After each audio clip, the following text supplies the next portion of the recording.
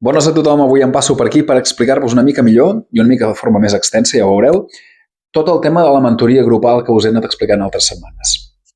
Tal com sabeu i he anat dient, a partir del febrer s'obriran i començarem la mentoria grupal. D'acord? I explicaré una mica avui en aquestes històries en què consistirà perquè pugueu tenir una mica més de referència i saber què és el que anirem fent. Mireu, en primer lloc, tal com diu el nom, és una mentoria que es farà en grup. Per tant, serà entre 3 i 5 persones.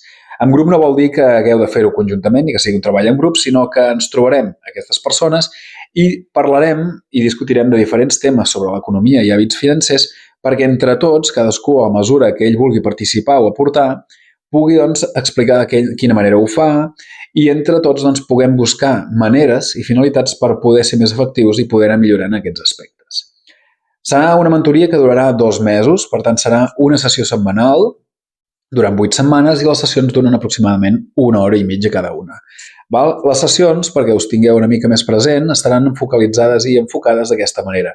Hi haurà una part teòrica primer, que us explicaré, i després podrem fer una part pràctica. L'objectiu és que cadascú pugui treballar tota aquesta part teòrica per poder assolir-la una mica més i que sigui una mica més conscient de com pot anar-ho fent.